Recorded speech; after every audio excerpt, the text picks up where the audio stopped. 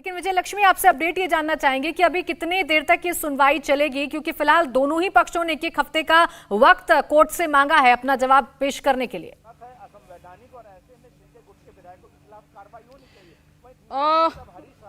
देखिए, अभी जो some issues may need consideration by larger bench. Council में submit the issues we need to argue by Wednesday, यानी बुधवार तक का समय दिया है। और साथ ही ऑर्डर में ये कहा गया है कि कुछ इश्यूज ऐसे हैं जिनकी कंसिडरेशन एक लार्जर बेंच को करनी पड़ेगी। और साथ ही काउंसिल को ये कहा गया है कि वो अपनी जो आर्ग्यूमेंट्स हैं वो इस विषय पर बुधवार तक जमा कर दें, submitted by Sibal that the lead matter respond. तो कुल मिलाकर के अभी एक लार्जर बेंच को ये जाना चाहिए मामला या नहीं जाना चाहिए, उसको लेकर के भी इस पर कंसिडरेशन होगा। और इसके अलावा दोनों पक्षों को वेडनेसडे तक जो है अपनी तमाम चीजें जो हैं वो बतानी होंगी। वेडनेसडे तक जो है ये कहा गया है। अभी जो है सुनवाई वो फिलहाल जो है इस मसले पर जिस तरह से हमने बताया कि दोनों ही पक्षों द्वारा ठीक है, तो आपको बता दें, आपने बड़ी खबर दे दी, एक बार विजय लक्ष्मी बता दें, क्योंकि महाराष्ट्र के मामले में जो पूरा चल रहा है, 27 जुलाई को अगली सुनवाई होगी, यानी बुधवार को। तो अगले बुधवार को इस मामले में सुनवाई होने जा रही है और जो करीब करीब एक हफ्ते का वक्त मिल गया है सबको जवाब दाखिल करने के लिए, क्योंकि हरीश साल्वे और साथ ही सिब्बल ने जो अपनी अपनी दलीलें रखी थी अपने अपने पक्ष के लिए, उसकी सुनवाई करते हुए अब 27 जुलाई को यानी कि अगले बुधवार को इस पर सुनवाई होने जा रही है। तो कुल मिलाकर दलीलें दी गई हैं और पॉइंट्स में जो शिंदे गुट के अगर देखा जाए तो पॉइंट्स उनके पास ये भारी है कि उनके पास विधायक ज्यादा हैं और ऐसे में जब विधायकों के नंबर्स उनके पास ज्यादा हैं तो उनका दावा है कि हमने लीडर को बदला, हमने पार्टी नहीं बदली। और उसी तरह से प्राची, उनके पास उद्धव ठाकरे के पास ये है कि पार्टी उनकी है, आपने पार्टी फोरम में चीजों को नहीं रखा है, जो दलील दी जा रही है। बिल्कुल, और यही दलीलों में पेश भी किया जा रहा है। लेकिन एक हफ्ते का जो वक्त है वो दोनों ही पक्षों के वकीलों ने मांगा था। 27 जुलाई तक का वक्त मिला है। 27 जुलाई को अब सुप्रीम कोर्ट में अगली सुनवाई होनी है। लेकिन आज की जो सुनवाई है, आज जो दलीलें रखी गई वो दल बदल कानून के इर्द गिर्द घूमती हुई नजर आई, क्योंकि कपिल सिब्बल की तरफ से यानी कि उद्धव ठाकरे गुट की तरफ से ये बात लगातार रखी जा रही है कि अगर नाराजगी है किसी बात की तो पार्टी फोरम पर बताया जाना चाहिए था। इस तरीके से विधायकों का चला जाना, उन पर दल बदल कानून लागू होना चाहिए। वहीं अगर हम बात कर लें शिंदे गुट के वकील यानी कि हरीश साल्वे की, तो उन्होंने बताया कि ये विधायकों का लोकतांत्रिक हक है कि वो अपने लीडर को बदल सकें अगर वो संतुष्ट नहीं है तो। विजय लक्ष्मी, आपने जो अभी अपडेट दिया है उसको लेकर कुछ और चीजें सामने आई है? देखिए, अभी जो ऑर्डर आया है, जो डिटेल आई है वो यही आई है कि कुछ इश्यूज पर लार्जर बेंच की कंसिडरेशन की जाएगी।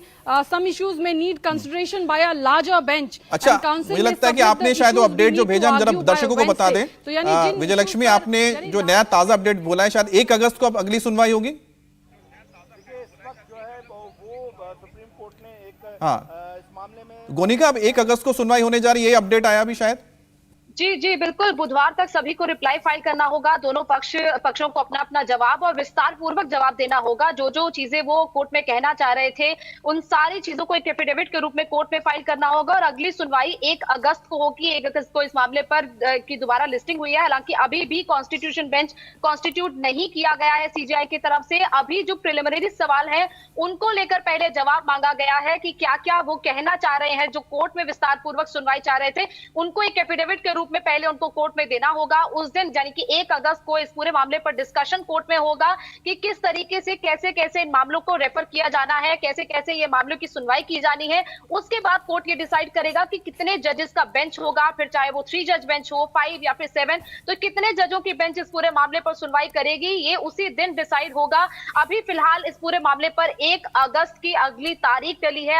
1 अगस्त को सुनवाई होगी और बुधवार तक दोनों पक्षों को अपना अपना जवाब कोर्ट में फाइल करना होगा। क्योंकि कोर्ट ने पहले ही कहा था कि हम सबसे पहले चाह रहे हैं कि पहले जो प्रिलिमिनरी सवाल है हम पहले उनका जवाब आपसे चाह रहे हैं। और ये जो तमाम सवाल आप कोर्ट में उठा रहे हैं, क्योंकि जिस तरीके से दोनों पक्षों की तरफ से कहा गया, पहले जो उद्धव ग्रुप की तरफ से कहा गया कि आप पहले रिकॉर्ड्स मंगवाएं असेंबली से कि किस तरीके से जो ईमेल आया वो अनऑथराइज्ड ईमेल था। ये सारे जवाब पहले आप कोर्ट में दें, आप वो सारे रिकॉर्ड्स कोर्ट में फाइल करें। उसके बाद हम इस पूरे मामले पर 1 अगस्त को सुनवाई करेंगे और 1 अगस्त को जब सुनवाई हो जाएगी तब ये डिसाइड होगा कि आखिर इस पूरे मामले पर किस तरीके की कॉन्स्टिट्यूशन बेंच बननी है। अभी कॉन्स्टिट्यूशन बेंच पर ऑर्डर नहीं आया है, लेकिन संभावनाएं कितनी है गोनिका? जिस तरीके से सीजीआई की तरफ से कहा गया है और पहले भी इस मामले में जब सुप्रीम कोर्ट सुनवाई कर रहा था तो इस मामले को पेचीदा बताया था, गंभीर बताया था, तो कितनी संभावना है कि कोई एक बड़ी बेंच बन सकती है और वो सुनवाई कर सकती है इस मामले की?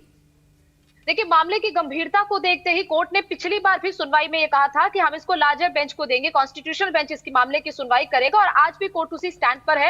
हालांकि पहले जो प्रिलिमिनरी इशू है, जो सारे जो दोनों पक्षों की तरफ से उठाए गए, पहले उनके जवाब कोर्ट में आ जाए, उसके बाद कोर्ट देखेगा कि किन किन सवालों पर सुनवाई होनी है। क्योंकि जब एक कॉन्स्टिट्यूशन बेंच बनता है उसमें देखा जाता है कि किन किन मामलों को उस कॉन्स्टिट्यूशन बेंच को रेफर किया जाना है, क्या ऐसे सवाल हैं जो सुनवाई में निकलकर सामने आएंगे, जो आगे के जो जजमेंट होंगे उनके लिए एक नजीर बनेंगे, और इसीलिए कॉन्स्टिट्यूशन बेंच की जरूरत है। कॉन्स्टिट्यूशन बेंच तो बनेगा ही, जिसका कोर्ट ने 2 बार इंडिकेशन दे दिया है, और ये कितने बिल्कुल देखिए, अब तो ये 1 अगस्त के बाद ही तय हो पाएगा कि क्या बड़ी बेंच बनती है या नहीं बनती है गोनिका। लेकिन इस मामले की पेचीदगी को समझते हुए जरूरत जरूर सीजीआई की तरफ से जताई गई है। आप बने रहिए हमारे साथ, लगातार इस मामले पर आपसे बातचीत करते रहेंगे। इंडिया टीवी हर वक्त हर जगह डाउनलोड करने के लिए सर्च करें India TV news Google play store या ऐप स्टोर पर।